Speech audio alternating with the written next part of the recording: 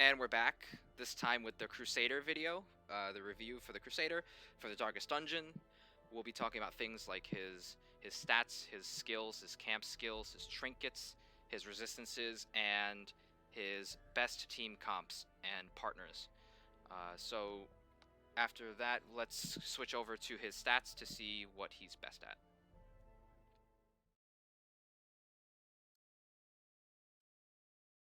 Alright, so here we've got the Crusader stats down here, extracted right from this line. It's the copy and paste version of it. And here are the averages that are of the rest of the cast to see how the Crusader fares against them. We'll go through each stat individually. But his first stat, the HP, is very above average, one of the highest in the game. Actually, the second highest in the game after the Leper.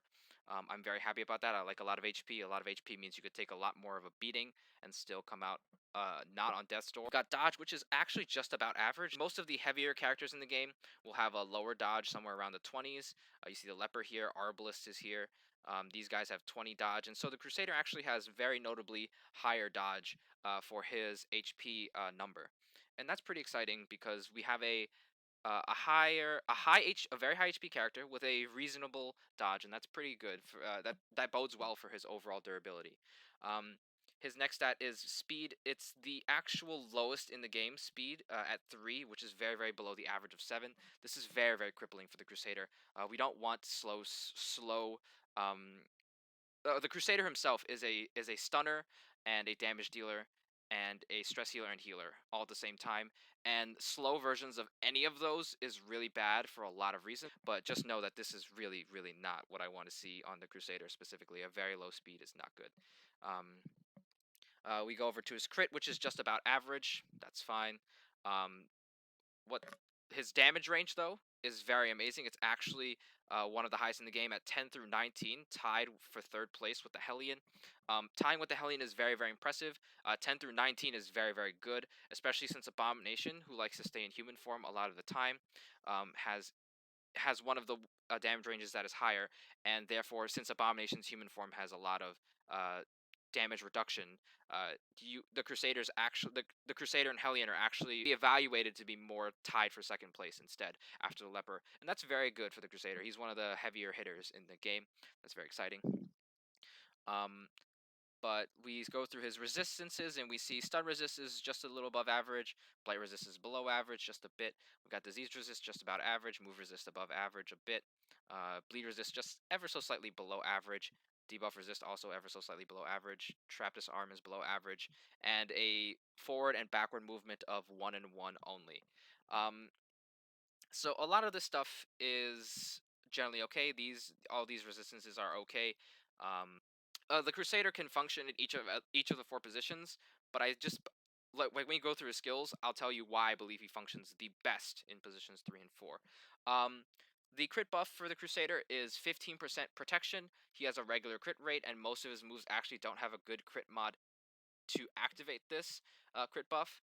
There's only one move which has a respectable enough crit rate to activate this crit buff optionally, and it's a good thing that's the move he uses the most. It's called Holy Lance, and we'll go over that in a bit. But Holy Lance giving you protection as a backline character, I believe the Crusader to be a backline character.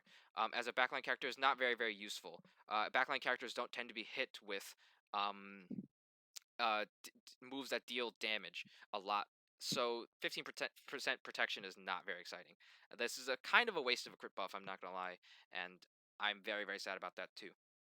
So overall, just a quick recap of his stats. We've got a very durable character here with very good HP and very respectable dot resists at 190 respectively for wait, no, that's not, my bad, with 90 and 90 respectively for blight and bleed. They're only ever so slightly below average, but with such a high HP stat, it's not a big deal if you get dotted because it just takes so much of a dot to actually wear you down as the Crusader. We've also got a respectable dodge, so he'll be dodging a lot more moves than your other tankier characters might be able to dodge. Respectable damage numbers, which makes him a very good damage dealer, but a speed that actually cripples him as a damage dealer. So, not very exciting. So overall, meh stats for the Crusader. I'm excited that he's not easy to kill, but he just doesn't do much in response. Let's move on to his skills. All right. So here we have the Crusader's skills.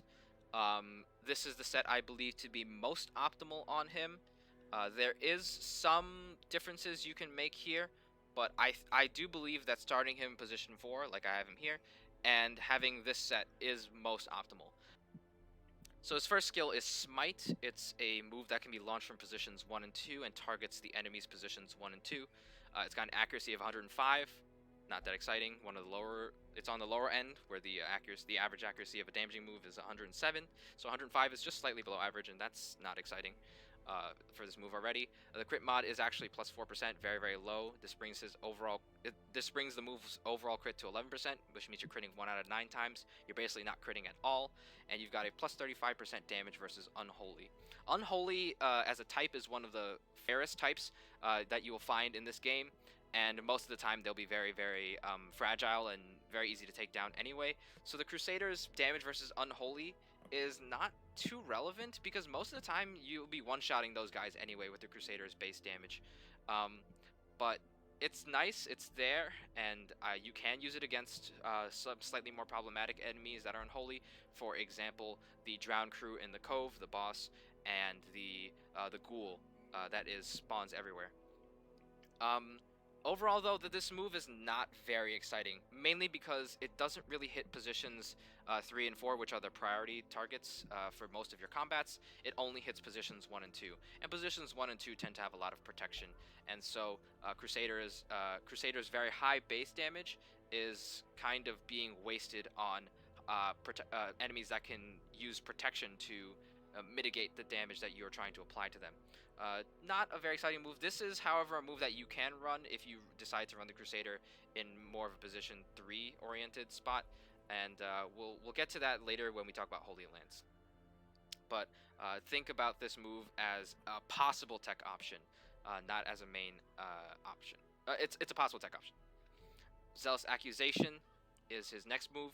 It's a move that is launchable from positions 1 and 2 and targets both of the front 2 positions of the enemy team. It has an accuracy of 105, so the same as Smite, which means it's not very exciting, and no crit mod, so it crits 7% of the time, and a damage mod of minus 40%. The problem with AoEs in this game, like Zealous Accusation, is that they don't really, it's very important for you to secure the kill on enemies, and it's very important to do that because you want to take less incoming actions from the enemies. The more actions the enemies can take versus your team, the more beat up you'll be. The more stress you might get from getting crit, the more stress you might get from getting stress casted, the more damage you'll take that you have to recover back with healing from regular damaging moves. So Zealous Accusation does a very poor job, just like any AoE, of focusing damage on one target.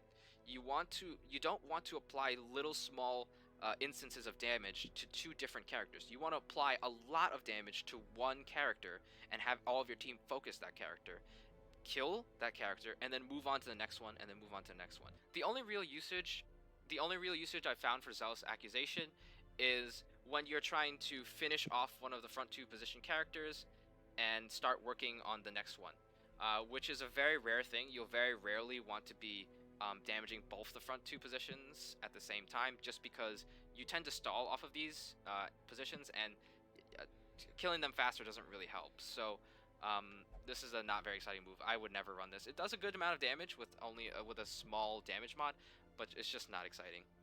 I heavily do not recommend running this. Stunning Blow is his next move. It's his stun. It's launchable from positions 1 and 2 and targets positions 1 and 2 on the enemy team. It's got an accuracy of 110, so it's actually decently accurate. A damage mod of negative 50, which means, let's do some quick math. It does, what, 5 to 10 damage? 5 to 10 damage is okay. It's below average, the average being 8 to 16. But it is a stunning move, so we have to give it some leeway for that.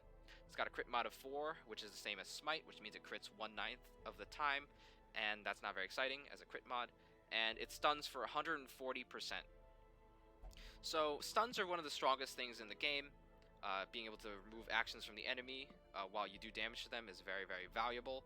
The thing is, though, this is one of the worst stuns in the game, mainly for the reason that, first of all, it has 140% base, which is below the actual highest of 150%. so it's not stunning as frequently as some other moves maybe, like for example the flashbang from the bounty hunter or the barbaric yop from the hellion. It's not stunning as consistently as those moves, but it is doing more damage than those. Those two moves don't do damage, while this one does do damage. But the thing is, it only does damage to the front two positions. And if you just listened to me a few seconds ago about Zealous Accusation, we don't want to be dealing a lot of damage to those two positions, just because we want to slowly stall off of them. So really, this move is cool. It's cool in that like it helps you through the stalling phase, buying turns and all of that. But it doesn't it gets outclassed kind of by the other moves that I mentioned. Not to mention like there's also Rampart and Manacles that do lesser amounts of damage that you can kind of buy more turns off of with those stuns. This move also is not usable.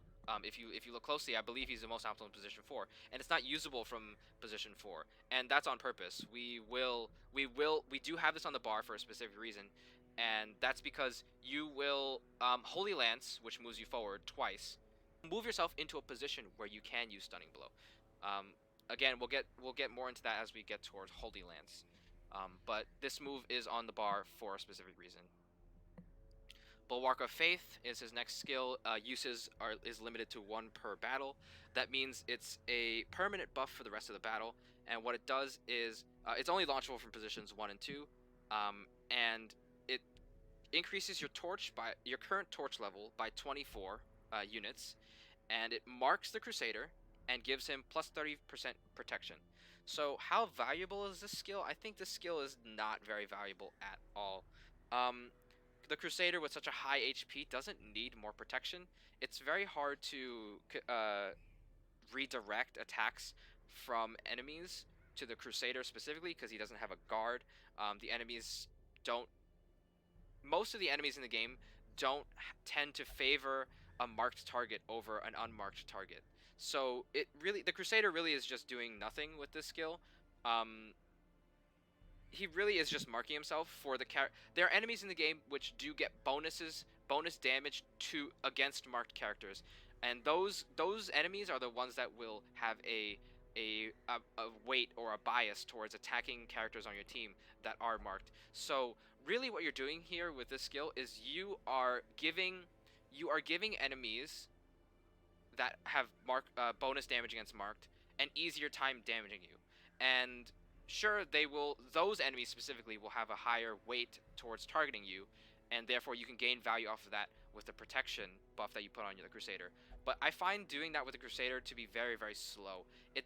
Like you spent a whole turn to set it up, and then you just took a really big beating on your Crusader because of all this extra mark damage, and then you got to heal him up, when really what you could have done was just either stun those damage dealers or like killed them potentially to negate the damage entirely. So this is really only useful for this is the only application really for this is definitely not hallway fights, is for boss fights, right? So how valuable is it in boss fights? Crusader is it's okay for boss fights, but it suffers the same problem as hallway fights. You can't guarantee that the boss will target the Crusader, and you can try things more that are more valuable, like stunning the boss, for example. So this move just gets outclassed kind of by Crusader's other moves, and just doesn't really see a lot of play. You can try something out with this, but it's just not recommended by me. Battle Heal is his next move. It's launchable from all 4 positions, as in that means you can heal from any position, and you can target any of your characters on your team. So that means it can heal from any position. It could heal anyone from any of your positions, and it heals for 5 to 6. 5 to 6 is okay. The Vestal single target heal, the best healer in the game, heals for 8 to 9, I believe. So Battle Heal itself is a lot worse than that. But it does qualify the Crusader to be an off healer, and he's a very good off healer because this is just a very, very big number. It doesn't come with a nice buff like the Arbalest one, where she increased further healing for the next 3 turns, or like it doesn't come with a dot clear, like the Plague Doctor.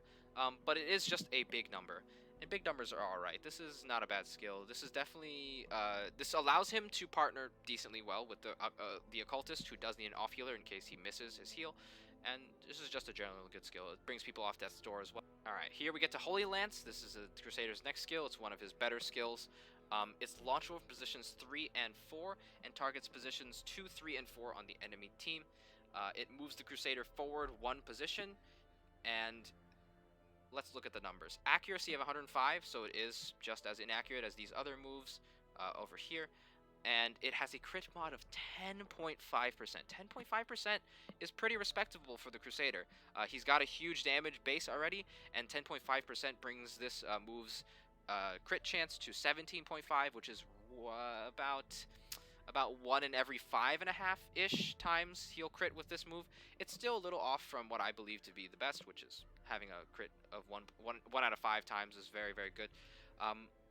But it does have a good crit rate. And so the Holy Lance here, also being able to reach positions 3 and 4, which are the priority positions, is very, very good. This is a very, very strong skill for the Crusader, and it's what has brought me to trying to convince you guys that are watching that he should be a position 3 and 4 character in the backline. After we go through all the skills, I'll do a big conclusion, because the Crusader is a little special. It's also got a plus 35% damage mod versus Unholy, but same thing as Smite.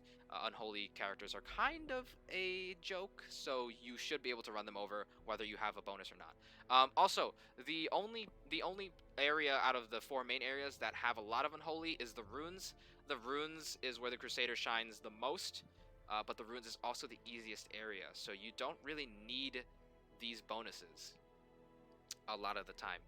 So Holy Lance, just a good move, but just like Smite, the Unholy bonus is like, it's nice, it's a cherry on top, but I don't really need it.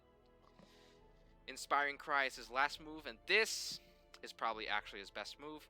It's a stress heal and a heal coupled together into one move, and it's launchable from any of your positions and can target any of your allies as well, or any of your positions as well. So again, it could be launched from anywhere and heal anybody. It heals for 2, which is a lot less than battle heal, which heals for 5. It heals for 2 all the time, and it heals 8 stress off of your character, your target, and it also gives a torch of plus 10. There's a lot of things going on with this move. It heals for a good chunk of stress, not nearly as good as the Jester, who we'll do a quick comparison to right away.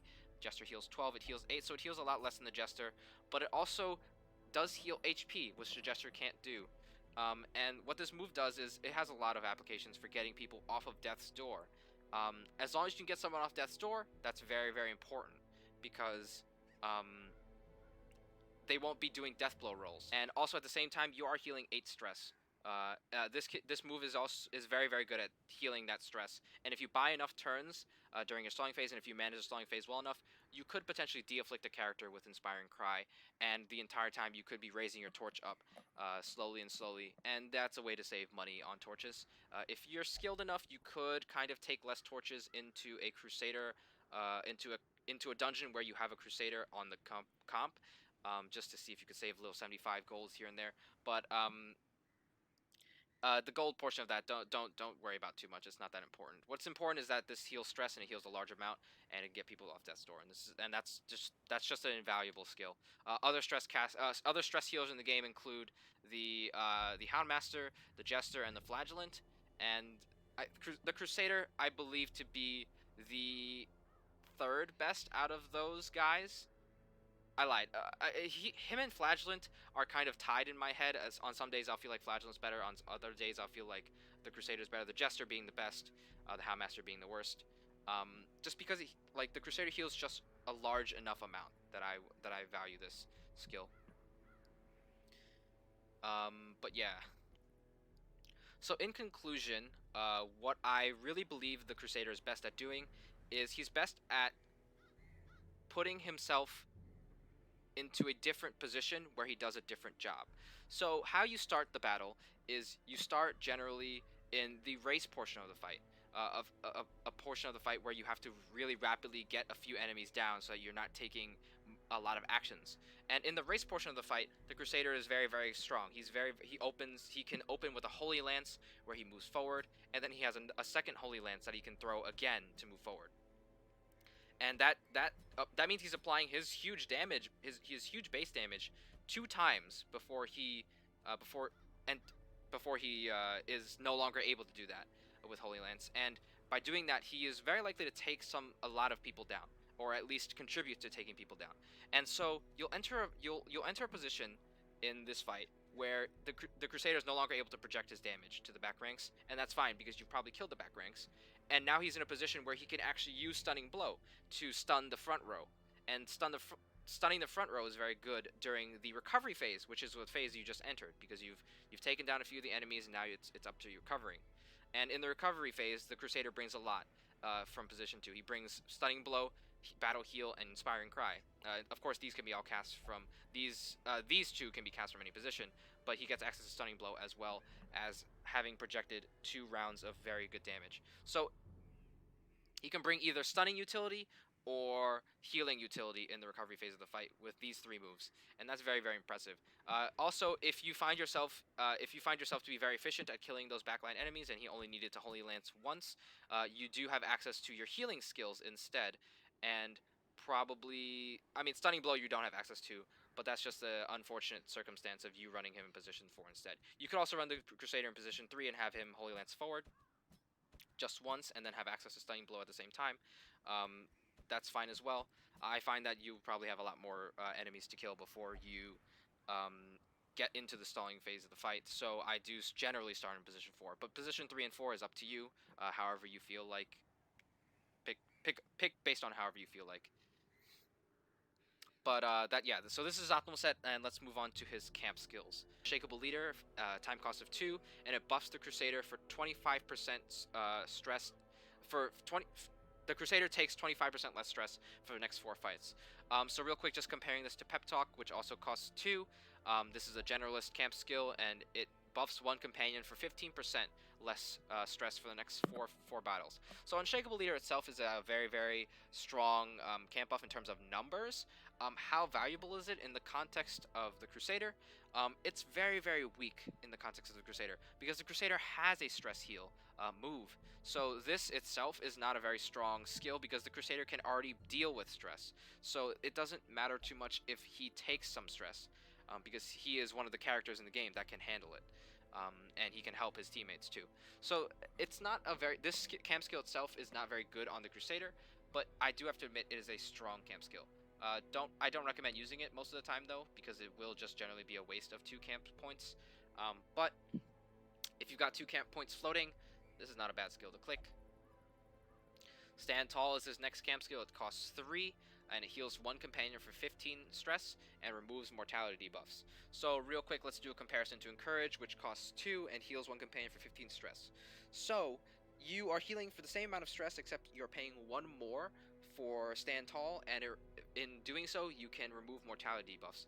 Mortality debuffs are debuffs that your characters get after they hit Death's Door. After they hit Death's Door for the first time and for the rest of the dungeon, they will have permanent debuffs to things like their speed, accuracy, stress, and I think there's one more I'm not sure of right away. But you get debuffs and they're permanent for the rest of the dungeon unless you cast Stand Tall on them. So Stand Tall does have a niche in that it is one of the 2 moves it is one of the 2 camp skills in the game that can clear mortality buffs. The other being the Occultist, one. Stand Tall is the better version of those 2, but how important is it for me to clear mortality buffs? It's minorly important. It's not like the debuffs you get there's 4 of them, and they're not like huge numbers. I think you take 10 extra stress, you lose 2 accuracy, you lose 1 speed. They're really annoying, but if you cannot fit Stand Tall into your respite points, if you can't spend those camp points on Stand Tall, don't worry about it. It's not that worth it. It's not, the value isn't like really high for you to remove mortality buffs, so it's not that big of a deal. But in terms of how good is it, if you are able to fit in Stand Tall, I think it's really cool. It's definitely really strong in that it is. I mean, it is one of the 2 things. It is one of the only 2 skills in the game that does it, and so I appreciate it for that. But generally, I do think it is worse than Encourage, because Encourage just heals 15 stress for less, and generally you won't be hitting Death's Door. You should be trying actively to not hit Death's Door. So overall, as a skill, it's just an overcosted Encourage to me. His next camp skill is Zealous Speech. Time cost of 5. The only camp skill in the game to cost 5. All other camp skills are 4 and under, and so it better do a lot. Zealous Speech needs to do a lot for me to consider it good, and it does deliver. It heals the party, the entire party, each individual member of the party for 15 stress. That's a lot of stress healed across the party. It's 15 guaranteed stress, so you don't have to gamble with Gallows Humor from the Highwayman and the Grave Robber. And it's 60 stress overall across your party healed. That's a lot of stress healed across your party. Not only that, it also applies a buff to your other companions for minus 15 stress for the next 4 battles. This skill is very powerful. But again, when we're talking about in the context of the Crusader, he does have a stress healing skill. So Zealous Speech does lose some value in the fact that it is on the Crusader. But if you ever find yourself in a tight spot, with a lot of people at very high stress, Zealous Speech is a very powerful skill. It heals so much stress across your party. It's insane, and also does give you a strong. It also buffs the rest of your companions for a very large amount of reduction in stress taken, which makes this skill generally very clickable, as well as just strong in general. Unshakable Leader is just different in that it's too selfish. It's a self buff for the Crusader, so it doesn't really matter as much as Zealous Speech, which is a wide buff across your team. Very strong skill. Actually, one of my favorites in the game, to be honest. And there's a good reason it costs 5. His last camp skill is Zealous Vigil. It is a time cost of 4, and it is one of the prevent nighttime ambush skills in the game.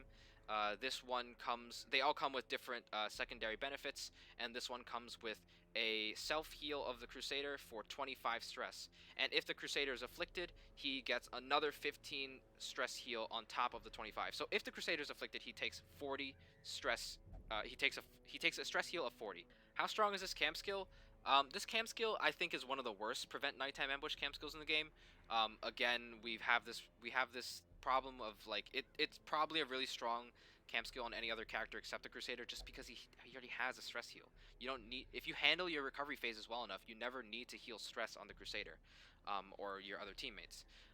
It just doesn't do enough. 25, it heals for 25 stress for 4. That's a really horrible conversion when you think about Encourage. If you just use 2 Encourages, it just heals for 30, which heals for more than 25. So Prevent Nighttime Ambush needs to be pretty valuable. It's valuable in some cases and it's not valuable in others. Generally, I don't value it too highly, personally, just because having an extra fight, although it is in the dark and you get shuffled, having an extra fight does mean more loot. So, again, not very exciting of a camp skill. Okay, so here are the Crusader's trinkets. His rare is called Commander's Orders. It increases the Crusader's stress heal received by 15% to himself only, and increases his healing skills by 33%. And also, it comes with a penalty of minus 10% damage. Commander's Orders, I've been flipping back and forth on whether it's good or not. Currently, I believe it's pretty good. The 33% healing skills is matched only slightly by Junia's Head. Junia's Head is a very rare trinket, and what it does is it gives you plus 30% healing skills, and it comes with a a penalty of 20 stress. So what Commander's Orders does is it gives you 3% more healing skills, obviously, but it trades off the 20 stress taken for minus 10% damage. Minus 10% damage is pretty impactful for the Crusader, is my only concern, because he has such a high damage base. So a percent modifier will do really bad things to him. So just real quick math. Let's do some math. So his base is 10 to 19. So what did that take him to? That'll take him to 9 to 17. 9 to 17 is still above average, but you just took a really above average damage dealer and turned him to only slightly above average. And that's kind of sad to me. But if we're running this trinket, we're running the Crusader as more of a recovery character, because not only is he able to heal people for more with Battle Heal, but he's also able to keep himself less stressed so that maybe he can start using his Inspiring Cry on his other allies.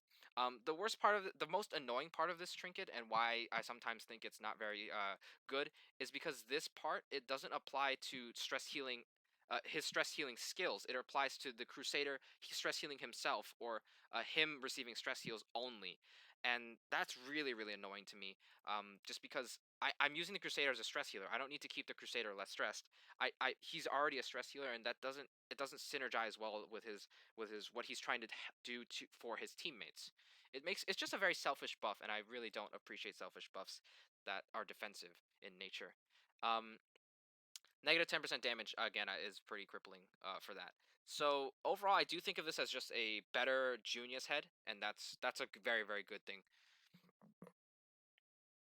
Holy Orders, on the other hand, is a very very bad trinket, and it's actually in my mind in contention to be one of the worst very rares in the entire, one of the worst class specific very rares in the entire game. So let's go through each of the tags and see why.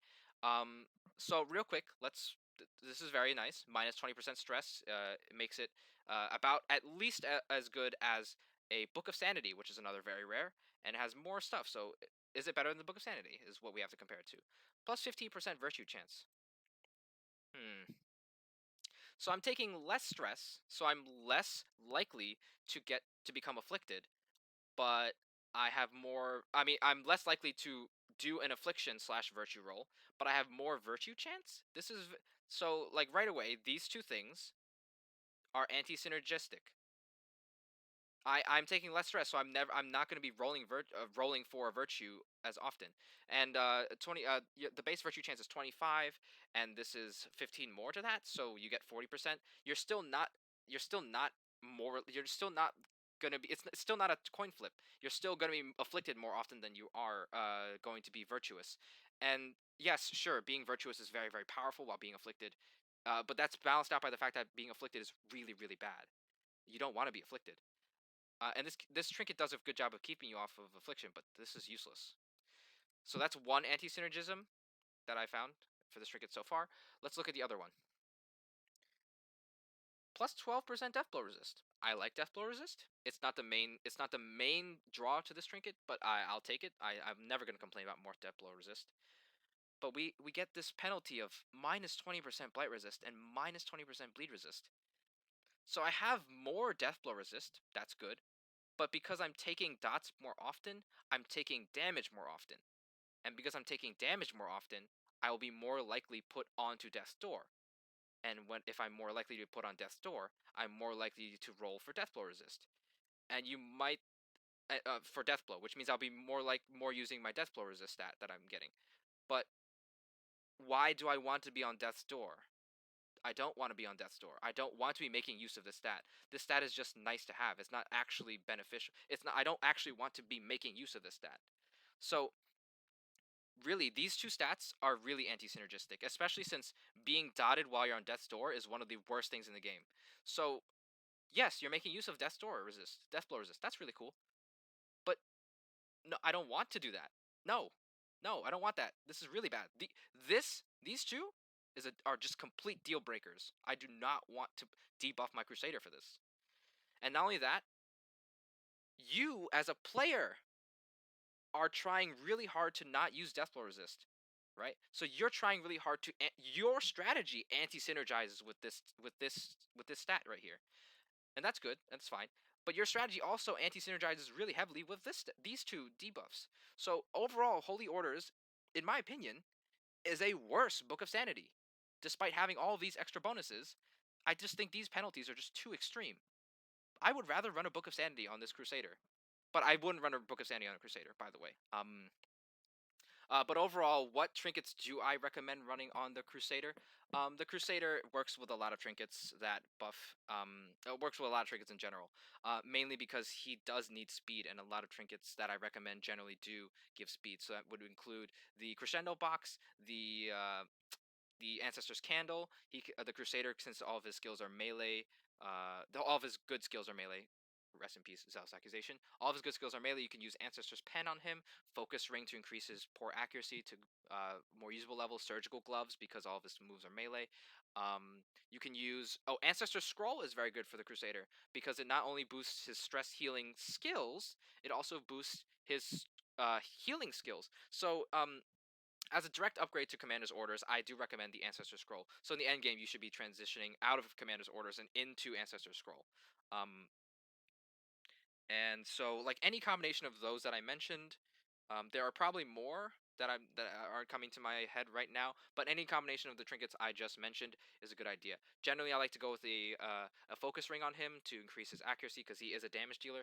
And I would say a good secondary would be either another damage crit or accuracy trinket or ancestor scroll. But other than that, let's move on to his team comps. So we're here with the Crusaders team comps. Generally, since actually though, he can be run in any of the 4 positions. I'm gonna go through a comp for each of the 4 positions just real quick. Actually, I really don't recommend running in position 1, so I'm gonna specifically not give you a composition where he is running position 1, but I'm gonna give you a composition where he's running position 2.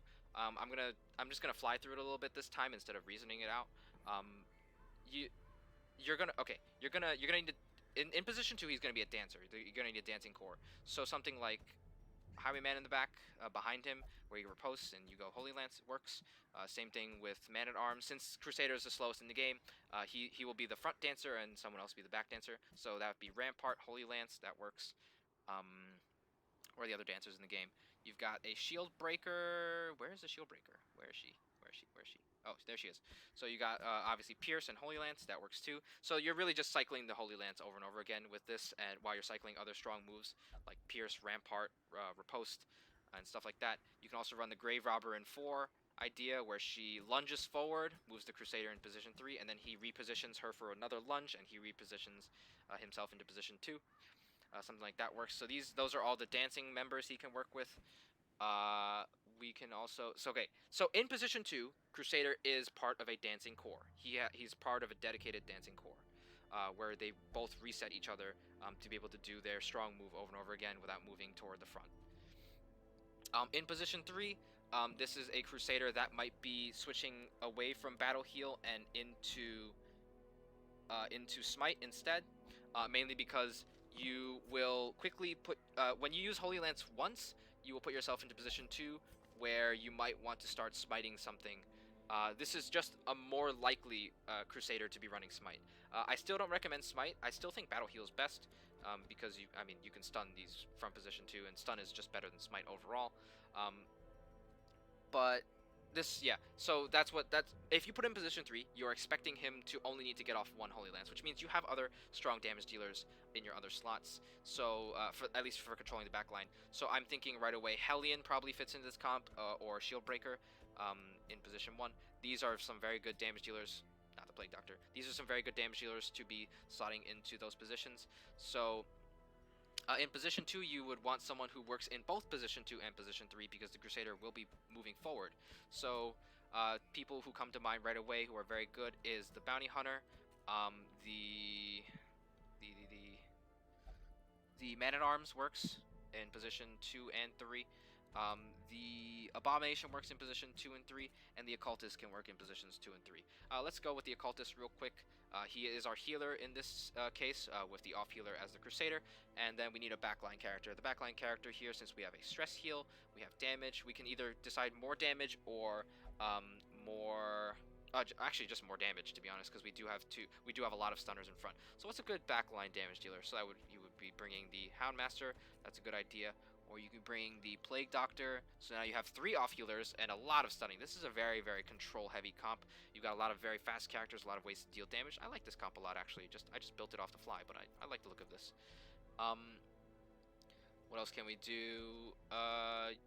Arbalist. So now you have more off healing. So maybe this is a Crusader that can really get away from Battle Heal and really get into smiting, because he's not going to be off healing as hard, because we do have another off healer to support the Occultist, and so the Crusader can start dealing damage with smite instead. So now the Crusader in position 4 is supporting a composition which has less damage because he will be doing 2 Holy Lances. He's expected to be at least able to do 2 Holy Lances. So a comp that might have less damage would be something like maybe like this. I'm just going to put it real quick together. Maybe something like that. Yeah, so you've got a lot of stunning here, you've got a lot of control, you've got healing to back it up, you've got guard for anyone who's getting low, and you're moving the Crusader up twice, and then you're doing the recovery from this, and that looks pretty good. You can definitely recover a lot off of this. The Abomination will help with stress healing, so the Crusader can stress heal other people. You've got healing, the Abomination heals himself, so the Vestal can... This is a pretty durable comp, but it is very slow, so be warned about that. Let's see, what else can we do with the Crusader in 4? Just one more. You can get... No. We're never recommending the Antiquarian. What else can you do with the Crusader in 4? You can... Really, you're just looking for characters that work. For your position 3 character, you're looking for a character that works in both positions 3 and 4, and for your position 2 character, a character that works in both position 2 and 3. So, again, we're just looking at the... Oh, whoops. The Bounty Hunter could be here. Then we could put the Plague Doctor here, and then we're kind of looking at this and we're like, oh, we have 2 off healers. That's pretty good. So we're looking for a damage dealer in position 1. Again, Shield Breaker. Again, Hellion. Or you can... Yeah, we can go with the Man-at-Arms again. A lot of things you could do with the Crusader. He fits into a lot of comps. He's very flexible, depending on positioning and everything, wherever you want to position him. Okay. So, all in all, what is my overall rating of the Crusader? What do I tier him at? The Crusader has a very good stat line. His most crippling thing being his speed. The reason why his speed is so crippling is that being able to kill stress casters before they actually stress cast you is very important. The difference between being faster than a stress caster and killing them before they can stress cast you is that you don't take that stress cast. And taking that stress cast with the Crusader as a slow damage dealer means that you will slowly be whittled down as you go through the dungeon. Now he can, if you control the recovery phase of that fight, he can stress heal your team enough so that you don't care. But being demanded to do that recovery is very not ideal with the Crusader. And being slow does demand that recovery be done a little bit for your longevity in the dungeon. And you're not always going to be able to set up that recovery. And so the Crusader himself is already a hindrance with his low speed in that sense. His skills are generally not too amazing. You've got Holy Lance and Inspiring Cry as the 2 main options, and these are kind of just supporting options depending on whether you need them or not. So he has a lot of tech moves and only 2 real moves. His camp skills are generally really poor for being a Crusader. In the early game, they'll be really good when Inspiring Cry hasn't scaled up yet, but in the late game, they'll be kind of a few, generally in my opinion, a waste of camp points, except for Zealous Speech, which is very, very powerful. He's got trinkets that are okay, in terms of his rare at least. His very rare is trash, but his rare is okay, but it should be replaced as you get later and later into the game. So his trinkets aren't very exciting. And also, for team comps, he's pretty flexible, and that's good. That's a good thing for him. But overall, he does get generally outclassed by a lot of people. If you wanted a backline damage dealer, you could have found a backline damage dealer and healer at the same time in the Vestal. So his jobs are easily replaced by people who do better at his jobs. And the Vestal can also stun, which means she can stun, heal, and deal damage from position 4. Instead of the Crusader, who loses his stun in position 4 and has less accuracy overall than the Vestal. Also, as a stress healer, he gets outclassed by the Jester and sometimes the Flagellant. And then sometimes, in rare scenarios, he does get outclassed by the Houndmaster. So his stress healing job is very easily outclassed or replaced. So he doesn't have a niche there. And his damage dealing job is outclassed by faster damage dealers. So just overall, the reason the Crusader... okay, so overall, I tier him at C. He's an upper C tier character, in my opinion, and he's only upper C tier because all of the characters I listed just a few seconds ago that outclassed him, they are missing some facet over him. They don't completely outclass him, and that's very good because the Crusader, the real saving grace for the Crusader is the fact that he could do all of these jobs in one unit, in one character. Not necessarily in one position, but in one character. And you can position him to let him do all of these jobs when they're most important. It's going to take you a lot of work and a lot of effort to do so, but it's very rewarding for you to do so. And he can be played very well and with very good effect. But the speed is always going to make him one of the worst characters for each of those jobs. Yeah. that would be the Crusader review. Thank you for watching.